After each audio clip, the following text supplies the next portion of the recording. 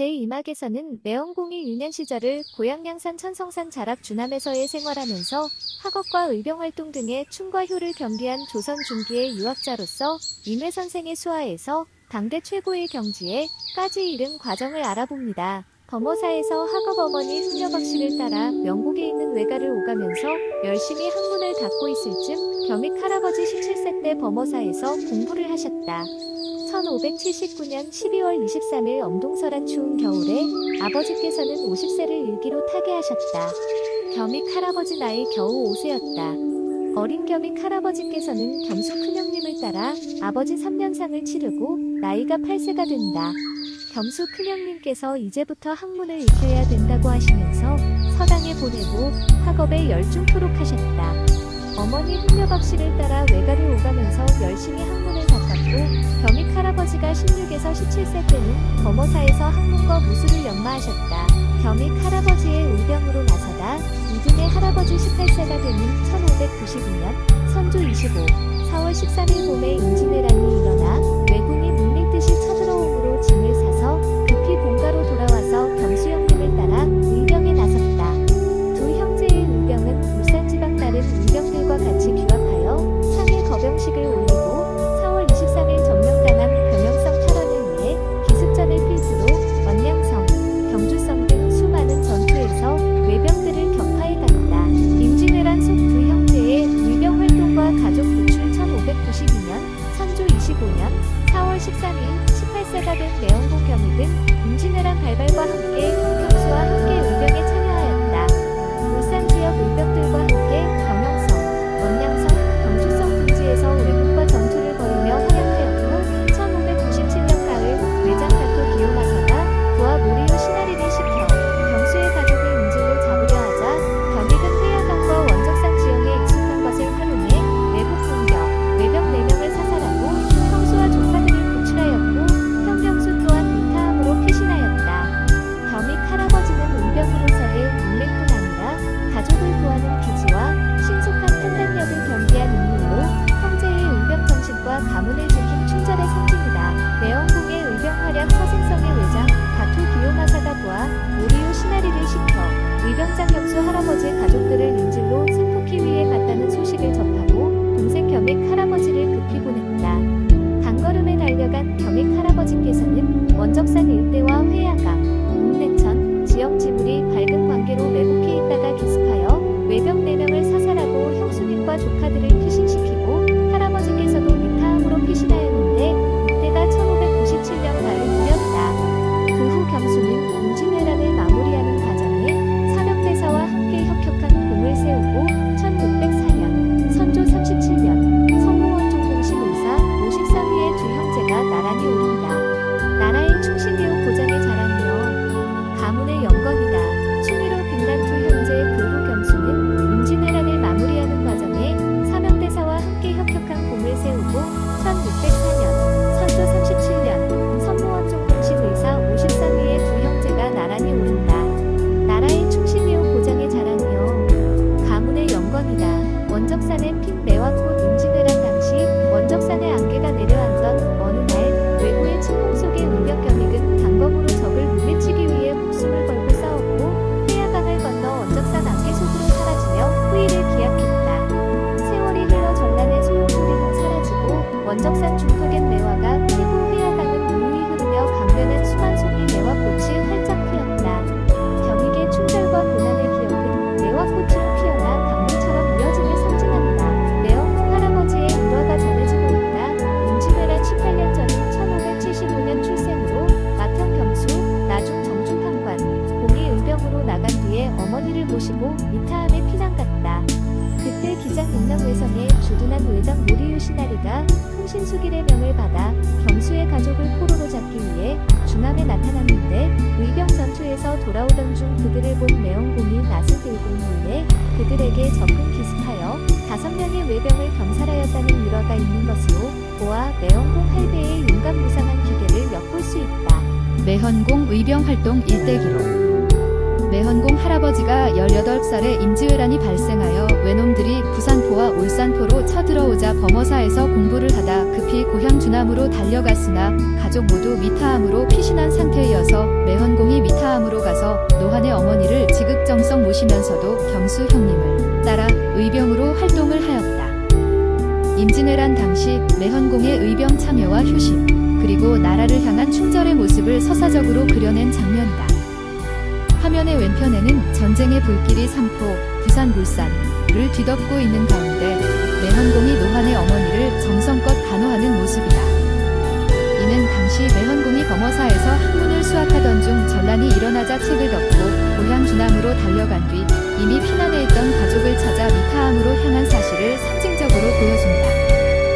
어머니를 부축하는 젊은 학도 모습은 효심 깊은 성전을, 그리고 학업을 미처 마치지 못한 안타까운 심정을 동시에 담고 있다. 그의 눈빛에는 가족을 걱정하는 동시에 나라를 위하는 결의가 서려 있다. 그 옆에 우뚝 선 인물은 매헌공의 형 경수로 창을 손에 들고 전장을 응시하고 있다. 이는 두 형제가 함께 의병 활동에 참여하여 왜적을 막기 위해 싸운 사실을 나타내며 무기를 든 채 주변을 경계하는 모습은 위급한 상황에서도 민중을 지키려는 결연한 태도를 보여준다. 배경에는 검은 연기와 불길, 뒤엉켜 싸우는 병사들의 모습이 그려져 전란의 참혹함과 혼란을 실감나게 전한다. 이는 매헌공이 겪은 시대적 비극과 그 속에서 품은 불굴의 충절을 상징한다. 이 그림은 단순한 전쟁 장면이 아니라 효와 춤을 겸비한 인물의 삶을 통해 조선 선비정신의 핵심인 가정과 국가에 대한 헌신을 상징적으로 담아낸 역사적 서사화이다. 춤이와 가문의 영광. 전쟁 중에 어머니께서 돌아가시자 안배장을 하고 국가를 위해 의병으로 나서 공을 세워 추미 요기사가 되었고 미타암에서 문씨 할머니를 만나 두 아들을 낳고 그 후 심씨 할머니와 손씨 할머니를 만났으니 그 자손들이 회야강을 차지하였음을 의미한다. 전쟁으로 인해 봉화가 타오를 무렵 매헌공은 어머니의 죽음을 맞이하게 됩니다. 매헌공은 어머니의 죽음을 슬퍼하면서도 왕장, 비밀리에 장례를 치름하여 어머니를 산속에 묻습니다. 나라가 위기에 처하자 매헌공은 주저하지 않고 의병으로 나서게 됩니다. 매헌공은 전장에서 칼을 휘두르며 전공을 세우고 명성을 얻게 됩니다. 매헌공은 충의 충성과 의리로 이름을 떨치며 훗날 유기사의 칭호를 얻게 됩니다. 매헌공은 미타암에서 문씨 부인과 운명적으로 만나게 됩니다. 문씨 부인은 매헌공에게 두 아들을 낳아주며 그들의 가문을 이끌어갑니다. 매헌공은 이후 심씨와 손씨 부인을 각각 만나 후대가 창성하여 자손이 크게 일어나고 후손들이 차지한 회야강의 물이 풍요롭게 흐르며 자연의 아름다움을 묘사합니다. 강산이 평안해지니 가문의 복이 가득하고 세대를 이어 가문의 영광이 끝없이 이어지리라. 매헌공의 의병 활동 일대기로 어머니에 대한 효심, 여러 부인과의 만남을 통해 자손을 이루고 후손들이 회야강 일대를 차지하게 된 과정을 묘사한 것이다. 회야강 길지의 후손들. 회야강은 천성산에서 발원한 수원이 남에서 북으로 물이 역류하는 보기 드문 지형이며 웅촌부터는 서에서 동으로 흐르는 만절필동동류수의 길지를 형성하여 우리 후손들은 이 터전을 차지하고 집성촌을 이루고 있습니다. 천성산에서 물이 발원하여 흘러내리니 남에서 북으로 물이 역류하는 기이한 지형이 드러나네. 웅촌부터 물이 서에서 동으로 방향을 바꾸니 만번을 꺾여도 동쪽으로 흐른다는 옛말이 전해져 만절필동시라는 말처럼 수많은 구비에도 결국 동쪽으로 흐른다는 길지를 상징한다. 용맥이 이어져 산천을 지키고 명문 가문의 후손들이 이 길지를 차지하였네. 굽이치는 물길이 복된 터전을 이루어 물의 흐름이 굽이치며 사람들의 마음을 기르네. 안정된 터전에서 후손들은 번영하고 계곡마다 마을마다 가문은 번창하니 자손들이 대를 이어 이 터전을 영원히 지키고 용의 물이 흐르듯 강산이 평안하리라. 이 시는 회야강의 독특한 지형적 특징과 그 길지에서 번성한 후손들이 조화를 이루고 살아가는 모습을 강조하고 있습니다. 명분과 형식의 그늘. 형식과 명분을 중시하며 당쟁을 일삼다가 임진왜란과 병자호란이라는 국가 존망의 위기를 두 번이나 겪었고 중국 송나라, 명나라의 서원은 400여 개에 불과했으나 조선은 680개가 설립돼 각종 적폐의 온상이 되었음을 한탄하는 내용이다. 명분을 중시하니 혼란이 깊어지고 당파 싸움으로 세력을 겨루니 나라가 위태롭게 존속하네. 왜구가 다시 쳐들어오니 봉화가 급히 타오르고 적군이 남쪽으로 침입해 나라 절반이 위태롭네. 갑자년 임진왜란과 경자년 병자호란 모두 나라의 한이 되었고 백성들은 떠돌고 원망의 기운이 가득하네. 서원이 숲처럼 우후죽순 세워졌으니 무슨 소용인가. 문무의 허울뿐인 명성은 나라를 구하지 못했네. 송나라와 명나라에도 서원이 400개였으나 조선은 680개나 서원을 세웠도다. 적폐가 산처럼 쌓이니 선비의 기품도 쇠락하였네. 누가 과연 나라를 위해 충성을 다할 수 있을까? 이 시는 조선이 명분과 형식에 치중하여 당쟁과 서원의 남설로 인한 적폐 속에서 국가 존망의 위기를 맞이한 상황을 주제로 한 시이다. 영웅의 업적을 기리며 선조 25년 4월에 일어난 임진왜란 때 벌목을 나섰다가 외병과 맞닥뜨리게 되자 싸워서 큰 칼을 빼앗아 그 외병을 죽였으며 그 칼은 한동안 종가에서 보관해왔으나 현재는 전하지 않으나 이 공로로 나라에서 군자 감참봉에 이어 훈련원 봉사로 제수하였으며 사후에 한성부윤을 증직 받는 등 위대한 업적을 표현하고 있다. 웅장한 마음으로 적을 베어낸다. 한 칼로 적을 끊어 영웅의 이름을 드러낸다. 기세가 산과 강을 삼키고 뜻은 철 같았다. 칼을 휘둘러 적의 검을 빼앗으니 그 용기는 놀라운 것이다. 천군만 마리로 적의 진영을 물리친다. 충성된 마음으로 나라에 보답하고 그 이름을 전한다. 날카로운 칼끝으로 적의 진을 깨뜨린다. 피해 싸움에서 웅장한 모습을 펼친다. 영웅의 이름은 청사에 멀리 퍼진다. 나라를 위해 공을 세우고 천추의 업적을 남긴다. 가문의 보검은 영원히 사라지지 않으리. 세월이 흐르고 영웅의 마음은 변치 않는다. 이 시는 전장에서 적을 물리친 영웅의 용맹함과 충성심, 그 업적이 후세까지 이어져 가길 바라는 의미를 담고 있습니다. 고향을 바라보며 우는 노래. 임진왜란 때 울산에 주둔했던 외장가토 기요마사가 울산에 거주하던 조선인을 포로로 잡아가 살게 했던 곳으로 당시 일본으로 많은 사람이 끌려갔지만 조선으로 돌아온 포로는 수명 정도에 불과하고 나머지는 노예 신세가 되었다. 나가사키에 번성했던 노예 시장에서 조총 일정에 조선 노예 40명을 살 수 있었고 포르투갈 상인에 의해 유럽까지 팔려나갔으며 글만 읽다 과거에 급제해 관직에 진출한 조선 관료들은 현실 감각과 실천력이 부족함을 아쉬워하는 내용을 담은 내용이다. 왜구의 난리에 강물이 피로 물들고 외로운 성에 쓰러진 달빛이 빈 담장을 비추네. 옷 같은 뼈들은 돌아오지 못하고 바다 넘어 떠돌고 애달픈 울음소리가 온 땅을 메워 하늘도 흐느끼네. 부산 앞바다 파도 거세고 배에는 노예들이 실리니 나가사키 시장에선 사람 값마저 허라도다. 포르투갈 상인들이 동서를 오가며 노예를 사고 팔고 이국의 먼지 속에서 꿈마저 고단하네. 현명한 신하들은 종이 위에 병법만 논하며 어리석고 백성들의 끝없는 한이 눈물이 되어 연못을 이루네.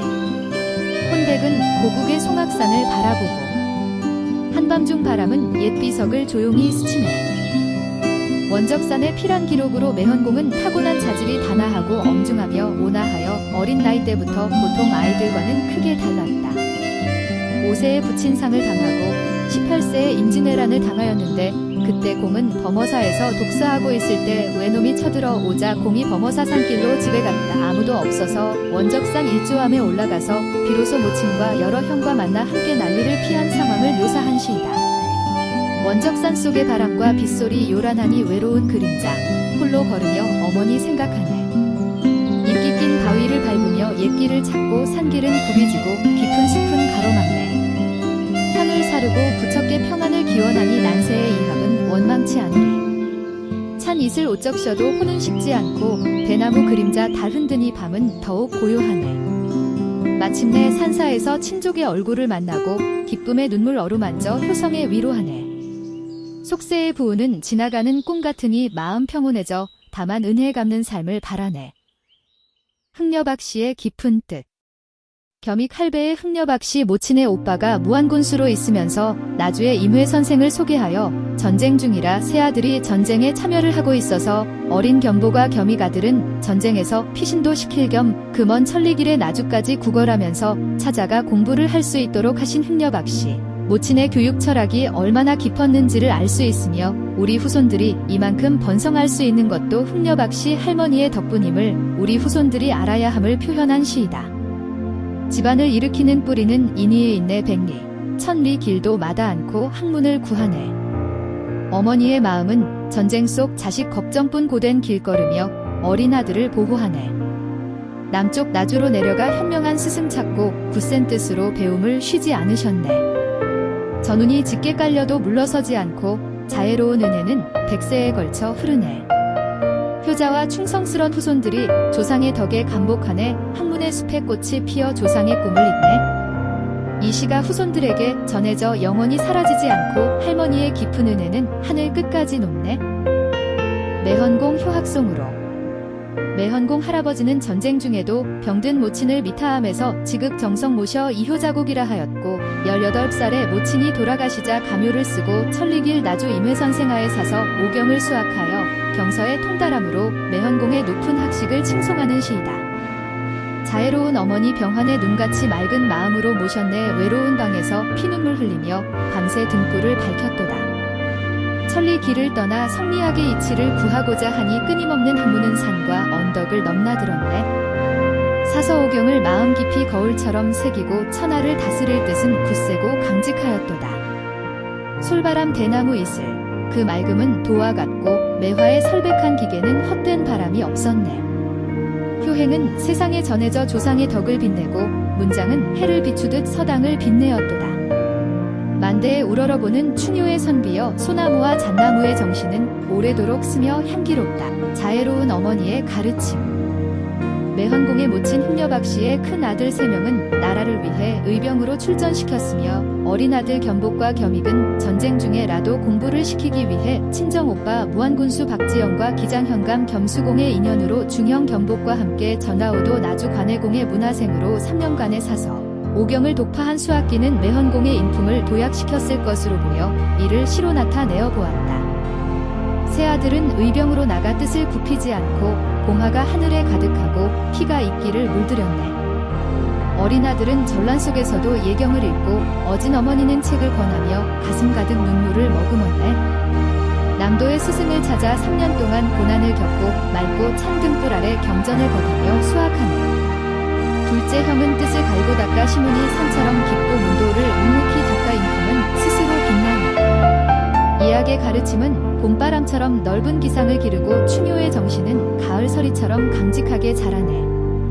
하늘은 외로운 가문을 도우고 후세까지 복을 내리니 소나무와 잣나무의 푸른 뜻은 천년이 가도 쇠하지 않으리. 이 시는 우리 매헌공 문중의 충절과 학문의 성취를 위해 모친의 헌신적인 교육 열정을 담은 시입니다. 매헌공의 스승 림회 소개 관해공 임회는 1562년에서 1624년까지 사셨고 매헌공의 스승이며 뛰어난 학문과 충절, 효행으로 이름 높았습니다. 본관은 평택자는 공직, 호는 관해로 형조저랑 임정수의 아들이었으나 예조저랑 임길수에게 입양되었다. 6세부터 학문에 뛰어나 1582년 20세에 성균관 입학 수학하였고 1583년 이후 7년간 생모 생부 양부 모두의 상을 차례로 치르며 지극한 효행과 예법 준수로 명성이 높았다. 정철 송강의 사위이고 1611년 광해군 3년 50세에 별시문과 병과 급제 성균관전적으로 임명되었으나 대북파 정인홍 이첨의 모함으로 사직된 후 1613년 다시 기용되나 정인홍의 무고로 양산에 유배되고 아들 임득봉은 곤양에 유배되었다. 1623년 인조반정으로 복권, 예조정랑을 거쳐 군기시첨정과 신음의 추천으로 광주 목사 임명되고 남한산성 수축완공과 1624년 인조 2년 이괄의 난 진압 중 경안역 전투에서 전사하고 좌승지의 추증, 나주 정렬사에 제향되었다. 조선 중기의 문신 충신 효자이고 학문적 역량은 정철에게 인정받았고 유배와 복권, 충절과 순절의 궤적은 매헌공에게 큰 정신적 영향을 끼쳤다. 임회 선생의 부모 심효살이 생활 1593년 선조 26년에는 양어머니가 세상을 떠났는데 당시에 외구의 난리로 어수선하였으나 성종의 예법을 극진히 다하였다.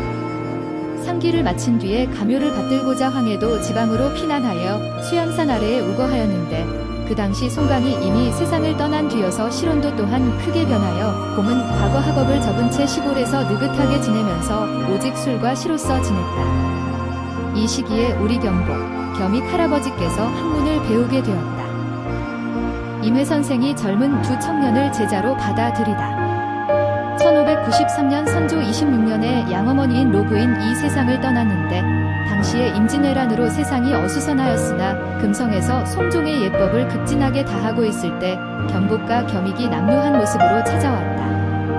이때 경복은 24살이고 겸익은 19살인 두 형제가 천리길 먼 길을 걸식하며 찾아온 젊은이를 맞아 제자로 들여 양어머니의 상이 끝날 때까지 3년간 집에서 학업을 하도록 하여 사서 오경과 대학을 수학할 수 있게 되었다. 두 제자와의 인연은 임회 선생이 7년간 상주 노릇을 하면서 나주에 있을 때 겸익의 모친 흥려박 씨의 친정 오빠 박지영공이 무안군수를 지낸 것으로 보아 임회 선생도 무안군수인 지영과 인연이 있었을 것으로 보인다.